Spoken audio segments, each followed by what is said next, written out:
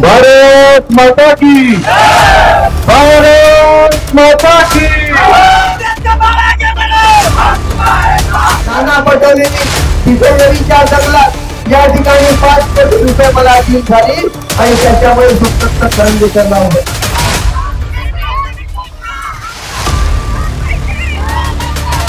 डोळा पाहण्याला केला होतं जेव्हा तो हवेला सोमता करंजे साकोली विधानसभे निशान साकोली विधानसभे निशान सोमता करंजे आपल्या लढाईची निशान.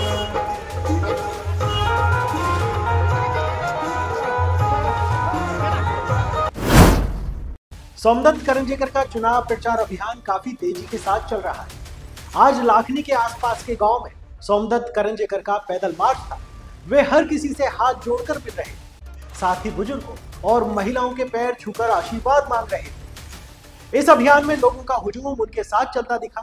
लाखनी में जिस तरह लोगों की भीड़ उनके समर्थन में आई, उसे देखकर लग नहीं रहा था कि सोमदत्त करंजेकर अपक्ष उम्मीदवार चुनाव लड़ रहे हैं.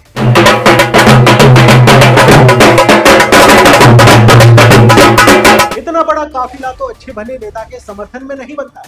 लाखनी में हर किसी की जुबान पर बस सोमदत्त करंजेकर का नाम था.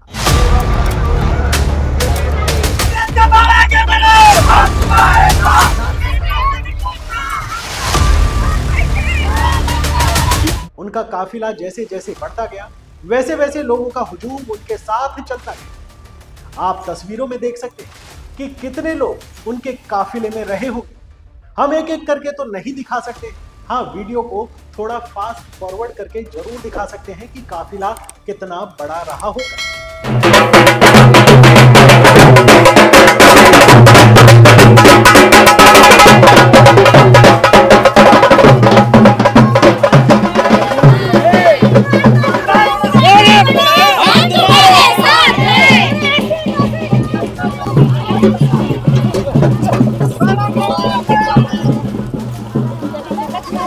सैकड़ों की संख्या में पुरुष व महिलाएं उनके समर्थन में नारे लगाते नजर आए.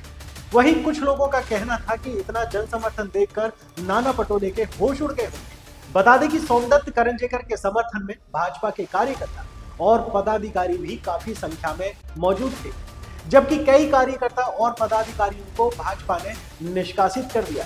फिर भी स्थानीय भाजपा के नेता व कार्यकर्ता काफी संख्या में सोमदत्त करंजेकर के पक्ष में खड़े नजर आए.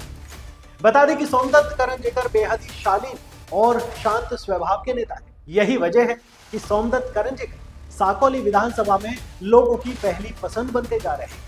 लोगों को उनकी शालीनता और साधारणपन खूब भा रहा है. वहीं बता दें कि सोमदत्त करंजेकर ने साकोली के लोगों की आंखों का ऑपरेशन हो या फिर चश्मे बनवाना, ये सब उन्होंने बखूबी किया है. साथ ही बेरोजगार युवाओं को रोजगार देने का काम भी सोमदत्त करंजेकर ने किया है. सोमदत्त काफी पढ़े लिखे और शानदार नेता है. वे जहां चुनाव प्रचार के लिए जा रहे हैं, लोगों को अपना मुरीद बना रहे हैं. अब आप इसी बात से अंदाजा लगा सकते हैं कि 23 नवंबर तो अभी दूर है, लेकिन सोमदत्त करंजेकर की जीत साकोली के लोगों ने निश्चित कर दी. धन्यवाद.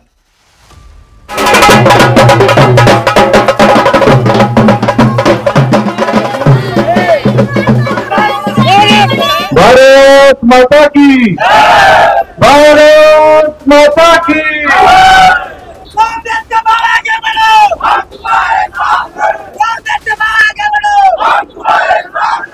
आज इथे प्रामुख्याने उपस्थित माजी आमदार बाळाभाऊ काशीभाऊ, भारतीय जनता पक्षाचे सर्व सन्माननीय सदस्य पदाधिकारी, काँग्रेस व इतर पक्षाचे पण सर्व पदाधिकारी, भगवान प्रभू श्री राम रामदास हनुमंताच्या चरणी नमस्कार करतो. आमचे मित्र जवाहरजी यांचा वाढदिवस आहे, त्यांना वाढदिवसाच्या खूप खूप शुभेच्छा. इथे विक्रमजींनी केलं, विक्रमजी डोळेतर्फे सरपंच आजूबाजू वाटपाचा कार्यक्रम त्यांनी आयोजित केलाय. आणि मनोज भाऊ कोरटे, आमच्या नगराध्यक्षाताई त्रिवेदीताई, आपल्याला पण खूप खूप नमस्कार. 20 तारखेला निवडणूक होत घातली आहे. आणि ही निवडणूक आपल्या भवितव्य डिसाईड करण्याची निवडणूक आहे. आपल्याला माहिती आहे, आम्ही सगळे आणि आपण सगळे भारतीय जनता पक्षाचे खंबीर कार्यकर्ते आहोत. परंतु भंडारा जिल्ह्यात कुठेतरी भारतीय जनता पक्ष संपवण्याचं कारस्थान सुरू आहे. तुमसरमध्ये राष्ट्रवादी काँग्रेस लढत आहे, भंडाऱ्यामध्ये शिवसेना लढत आहे आणि साकोलीमध्ये पण राष्ट्रवादी पक्षाच्या उमेदवाराला अगदी 2 तास आधी एक 100 रुपयाची पावती कापून त्यांना तिकीट देण्यात आली. बाळाभाऊंनी, आम्ही, प्रकाश भाऊंनी, आम्ही सगळ्यांनी आमचं म्हणणं हेच होतं की भारतीय जनता पक्षाच्या कोणत्याही कार्यकर्त्याला तिकीट द्या. म्हणून 1990 मध्ये जसे डॉक्टर एम कृष्ण कामकतेजी शिवसेनेला तिकीट गेल्यानंतर पक्ष वाचवण्यासाठी आणि वाढवण्यासाठी उभे राहिले, किंवा मागच्या टर्मला गोंदियाला जसे विनोद भाऊ उभे राहिले आणि प्रचंड मताधिक्याने निवडून आले आणि तिथे भारतीय जनता पक्ष वाढला, त्याचप्रमाणे पक्ष वाचवण्यासाठी आणि वाढवण्यासाठी आमची चळवळ आहे. जवळपास संपूर्ण भारतीय जनता पक्ष हा आपल्या सोबत आहे. परंतु काही एक लोक कार्यकर्त्यांना घाबरवतात. तुझं धान खरेदी केंद्र बंद करील, तुझी शाळा बंद करील, तुला नोकरीवरून काढून टाकू. ज्यांना ज्यांना असं घाबरवण्यात आलं त्यांनी नोकऱ्या सोडून ते आपल्या सोबत आहेत. आणि जितकं त्यांना घाबरवण्याचा प्रयत्न करण्यात येतो तितके ते अजून जोमाने कार्य करतात. म्हणून खऱ्या अर्थाने आमचे स्टार प्रचारक हे परिणाची भुकेच आहेत. वेगवेगळे हे सगळे घाबरवण्याचे प्रयत्न करून पाहिले, ते चालले नाही. मग वेगवेगळे खोटे बोलून, खोटे आरोप करून ते बोलण्याचे प्रयत्न झाले. परंतु जनता सुज्ञ आहे, त्यांचा पण सगळ्यांशी अनुभव असतो. आता ते खोटं बोलणं पण बंद होत आहे असं दिसत आहे. कारण की जनतेची लढाई आहे आणि यामध्ये जनता नक्की विजयी होणार आहे. हम न रुकने को चले है सूर्य के यदि पुत्र है तो, हम न थमने को चले है सरित की यदि प्रेरणा तो. ज्याप्रमाणे सूर्याचं तेज थांबवू शकत नाही, पाण्याला तुम्ही अडवू शकत नाही, तो आपला रस्ता बरोबर काढतो, त्याप्रमाणे जनतेला तुम्ही आता थांबवू शकणार नाही. या निवडणुकीमध्ये एकीकडे 25 वर्ष त्यांना आपण संधी दिली, परंतु एक सांगण्यासारखं काम नाही. एकीकडे ते उमेदवार आहेत, दुसरीकडे एक जिल्हा परिषद सदस्य राष्ट्रवादी पक्षाचे, त्यांनी अजून त्या पक्षाचा राजीनामा नाही दिला आणि ते जिथून जिल्हा परिषद सदस्य त्यांची मागच्या वर्षी तिथे मारबत करण्यात आली. बोल बच्चन, अमिताभ बच्चन काम कुठले नाही. आणि तिसरीकडे जनतेच्या तिकिटावरती जनतेचा उमेदवार म्हणून आम्ही निवडणूक लढवत आहे. या भंडारा, गोंदिया, नागपूर जिल्ह्यामध्ये शिक्षण क्षेत्रात मोलाचं योगदान करून हजारो विद्यार्थ्यांना भारतात आणि भारताच्या बाहेर आपले हजारो विद्यार्थी आज खूप चांगले कामगिरी करत आहेत आणि त्यांच्यामुळे या क्षेत्रात इकॉनॉमिक डेव्हलपमेंट होत आहे.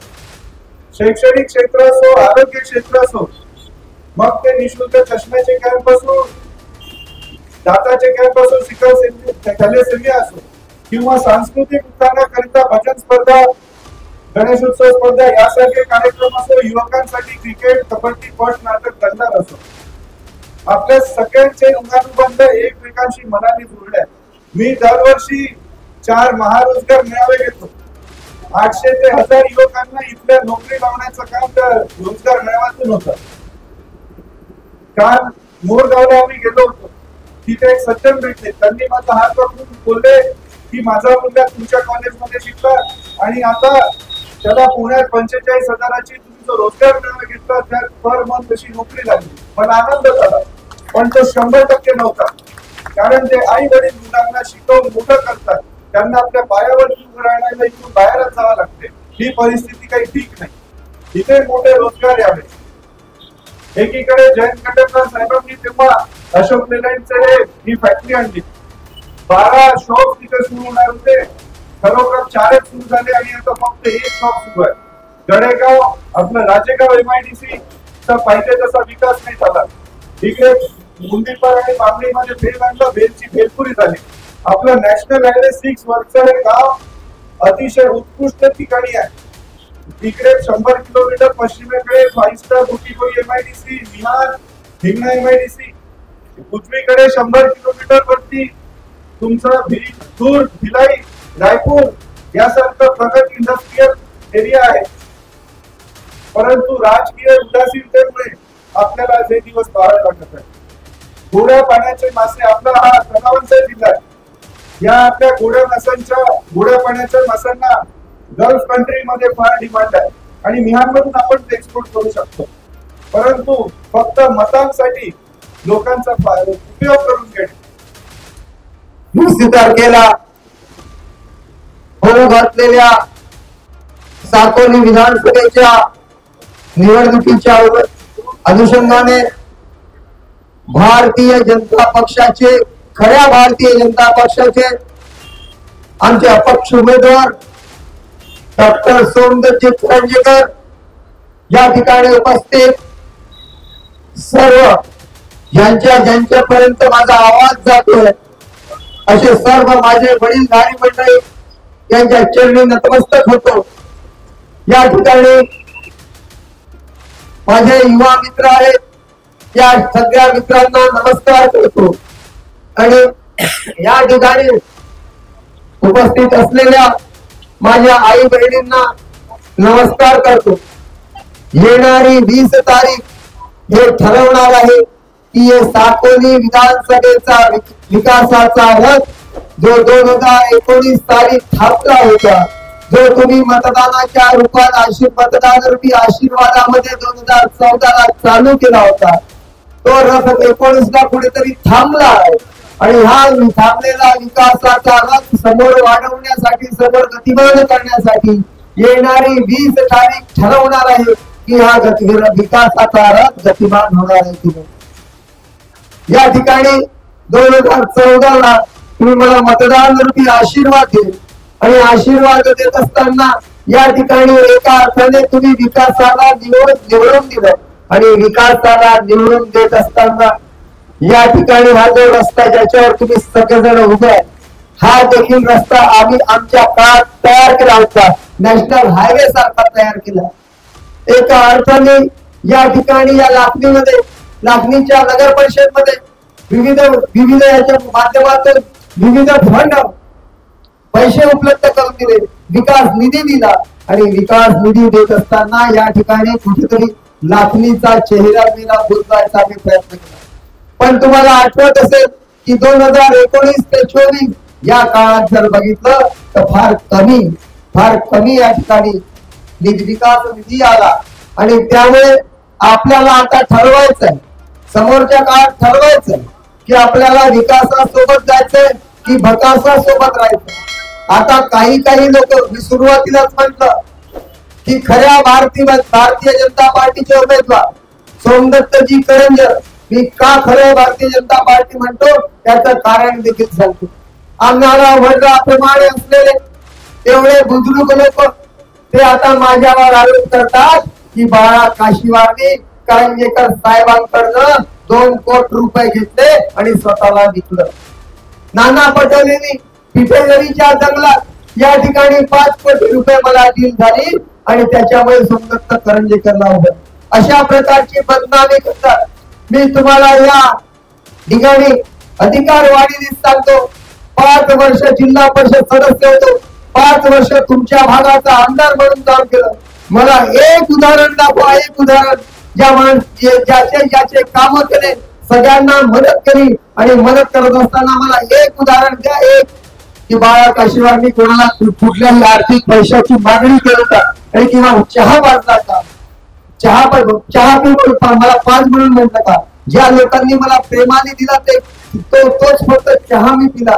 आणि मित्रांनो, अशा प्रकारचे खोटे नाटे आरोप करून आमची बदनामी करायचं काम, षडयंत्र या ठिकाणी करण्याचं काम चालू आहे. आता त्या सोशल मीडियावर टाकून राहिले गद्दार म्हणून. बाळा काशीवार गद्दार नाहीये, बाळा काशीवार उठाव करणारा क्रांतिकारक आहे. या ठिकाणी एका अर्थाने आमची भारतीय जनता पार्टी या देवेंद्र फडणवीस आणि चंद्रशेखर बावनकुळे या परिणय गेली. जो या ठिकाणी सांगतो नकली राहतो, स्वतः घर घेतलं म्हणतो, दलाली खातो आणि आम्हाला म्हणतो की आम्ही पैसे घेतले. या ठिकाणी एका अर्थाने या ठिकाणी या गोंदियाच्या सेटला, त्या प्रफुल्ल सेटच्या दारात भारतीय जनता पार्टी देऊन मांडली आणि म्हणून आमचा हा उठाव. आणि त्याकरता मी तुम्हाला सांगतो, त्याकरता मी तुम्हाला सांगतो, आम्ही खऱ्या अर्थाने भारतीय जनता पार्टीचे कार्य करतो. पण हे कार्य करत असताना गेली 30 वर्ष आम्ही आमचं तन मन धन रक्ताचं पाणी हाडाची काळे केली आणि या पक्षाचा विचार घराघरामध्ये पोहोचवण्याचं काम केलं. आणि हे काम करत असताना आम्हाला जेव्हा कुणकुण आले तेव्हा मी स्पष्टपणे देवेंद्र फडणवीस आणि चंद्रशेखर बावनकुळेंना सांगितलं, साहेब तुम्ही ही चुकी करत होता. भारतीय जनता पक्षाच्या कुठल्याही कार्यकर्त्याला द्या, त्याचं ज्याप्रमाणे मागच्या वेळेस आम्ही परिणय फुकेचं काम केलं त्याप्रमाणे त्याचं काम करू आणि त्याला निवडून देखील आम्ही सांगितलं. पण जी माझ्या कानावर कुणकुण ऐकू येत आहे की तुम्ही अशा प्रकारचे करताय, तर त्यावेळेस आम्ही उठाव करू. हे वरचे लोक काहीही निर्णय घेतात. रात्रभरातून 100 रुपयाची पावती फाडली, राष्ट्रवादी काँग्रेसच्या जिल्हा परिषद सदस्याला त्या पक्षाची उमेदवारी दिली आणि ही उमेदवारी देत असताना एका अर्थाने भारतीय जनता पार्टी त्या गोंदियाच्या सेटच्या दाराला नेऊन बांधली. आणि म्हणून हा आमचा उठाव आहे. ही आमची विचारांची लढाई आहे आणि विचारांची लढाई असताना आम्ही या ठिकाणी उठाव केलेला. तुम्हाला सांगतो, आता हे कोकंबा घेऊन येणारा उमेदवार येणार आहे. त्या उमेदवाराचा कोकंबाचा स्टिकर काढून पहा, आतमध्ये घड्याळ दिसणार आहे तुम्हाला, राष्ट्रवादीचं घड्याळ. आणि कडे उचलून पहा तुम्हाला आतमध्ये कोकंबा दिसणार आहे. म्हणून माझी तुम्हाला विनंती, अशा प्रकारचे घाणेरडे आरोप करतात आणि त्या घाणेरड्या आरोपांना कुठे ना कुठे बोललं पाहिजे. म्हणून मी या ठिकाणी माझी बोलायची इच्छा नाहीये, पण दुःख होतं की इतक्या इमानदारीने 30 वर्ष या पक्षामध्ये काम केल्यानंतर या लोकांनी ज्या प्रकारचे स्वतःच्या स्वार्थासाठी स्वतःच्या लालनचोपणासाठी ज्या प्रकारचे आरोप केले त्या प्रकाराला त्याला उत्तर देणं गरजेचं आहे. म्हणून मी या ठिकाणी बोलतोय. या ठिकाणी आम्ही सांगितलं होतं की असं करू नका, तरी देखील या लोकांनी अशा प्रकारचं काम केलं. म्हणून हा आमचा उठाव. ज्याप्रमाणे एकनाथ शिंदेनी उठाव केला. उठाव का केला? श्रद्धेय बाळासाहेब ठाकरे, हिंदू हृदय सम्राट बाळासाहेब ठाकरे यांनी शिवसेना स्थापन केली आणि ही शिवसेना हिंदुत्वाच्या विचारावर स्थापन केली. आणि जेव्हा त्याचे प्रमुख नेते उद्धवजी ठाकरे यांनी त्या विचारांशी तडजोड केली, त्या विचारांसोबत त्यांच्या हिंदुत्वाच्या विचारासोबत राहिले नाही, म्हणून शिंदे साहेबांनी या ठिकाणी एक उठाव केला, सत्तेतून बाहेर पडले आणि दुसरी सत्ता स्थापन केली. आणि त्यामुळे त्याच